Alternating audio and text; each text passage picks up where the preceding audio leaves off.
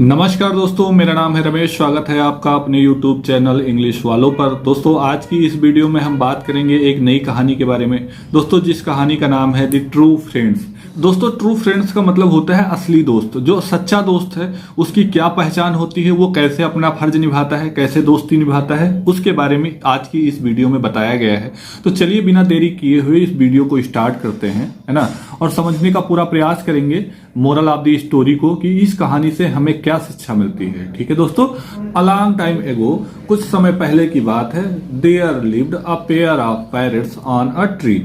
मतलब जो पैरट का जो जोड़ा था, पेयर था, वो रहता था पेड़ पे, है ना, पेड़ के ऊपर रहता था। तो इसका मतलब ये होगा कि दो पैरट एक पेड़ पर रहते थे। ठीक है। And old snake also lived in a hole in the same tree. एक जो पुराना सांप था, एक जो बूढ़ा सांप था, आल्सो लिव्ड, वो भी रहता था, इन अ होल, एक होल में, इन द सेम ट्री, उसी पेड़ के एक होल में एक पुराना सांप भी रहता था। ठीक है। The snake was too weak, जो सांप था बहुत ज्यादा वीक हो गया है। जो TOO का मतलब होता है कोई चीज इतना ज्यादा हो जाए, है ना, कि मतलब एक लिमिट से ज्यादा जब चीज हो जाती है वीक, है ना, या कोई वीक हो जाए या स्मॉल हो, तो मतलब तब इस टू का उपयोग किया जाता है ना। तो सांप कितना ज्यादा वीक हो गया था, बहुत ज्यादा वीक हो गया था, इतना ज्यादा वीक हो गया था to go out to look for food, कि वह भोजन की तलाश में बाहर नहीं जा सकता था। मतलब सांप इतना ज्यादा बूढ़ा हो गया था जो कि भोजन की तलाश में बाहर नहीं जा सकता था। सो इसलिए the parrots used to leave some food for him near the hole. इसलिए जो तोते थे, जो तोता का जो ग्रुप था, है ना, पैरट के बाद एस लगा हुआ है, मतलब पैरट्स, है ना, जो दो तोते थे, वो यूज टू का प्रयोग तब किया जाता है जब किसी व्यक्ति की या किसी जानवर की आदत को प्रकट किया जाता है ना। पास्ट की आदत का जो प्रकट करना होता है तब यूज टू का बेसिकली यूज किया जाता है ना। तो जो तोते थे वो बेसिकली कर दिया करते थे, या यूज टू का प्रयोग किया गया है, छोड़ दिया करते थे। क्या छोड़ देते थे? सम फूड फॉर हिम, कुछ भोजन उसके लिए। किसके लिए? स्नैक के लिए। नियर दी होल, छेद के पास, जो सांप का होल था, जिस होल में सांप रहा करता था, उसी होल के पास जो तोते थे वो अपने खाने में से कुछ खाना जो है प्रायः छोड़ दिया करते थे, है ना, ताकि सांप भी खाना को खा पाए, है ना। चलिए आगे कहानी को देखते हैं। The snake was grateful to the parrots. Grateful का मतलब होता है कृतज्ञ होना, है ना, एहसान मंद होना। तो जो सांप था वह एहसान मंद था तोते का, है ना, जो तोता थे, है ना, पैरट्स थे, उसका एहसान मंद था, है ना, कृतज्ञ था। और आगे क्या लिखा है? वन डे, एक दिन, the vulture was hovering over the parrots. Vulture का मतलब दोस्तों होता है बाज, है ना, बाज जो आसमान में उड़ रहा था। हावरिंग का मतलब होता है मंडराना या ऊपर उड़ना।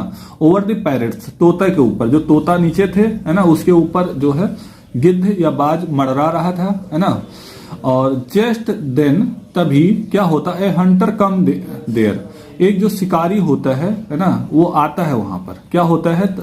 बाज जो है ऊपर आसमान में मंडरा रहे थे, तभी वहां पे शिकारी आता है।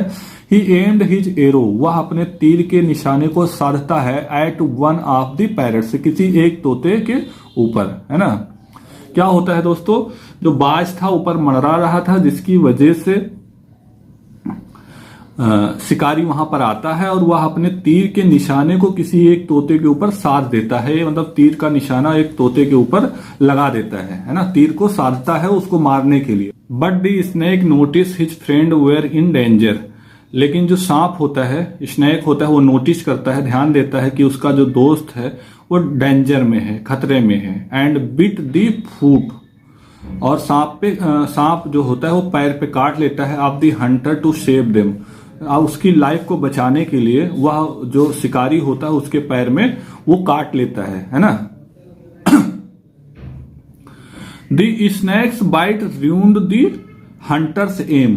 जो स्नेक का बाइट होता है, स्नेक के द्वारा काटा गया जो वो होता है ना, पैर में जब काटता है तो उसकी वजह से जो हंटर था, शिकारी था, उसका जो लक्ष्य होता है वो बदल जाता है, भटक जाता है ना। उसका जो एम था वो अपने एम से उसका तीर हट जाता है। और क्या होता है? Aim and the arrow struck to vulture instead. Instead का मतलब होता है के बदले में या के स्थान पर। वेल्चर मतलब हो गया बाज।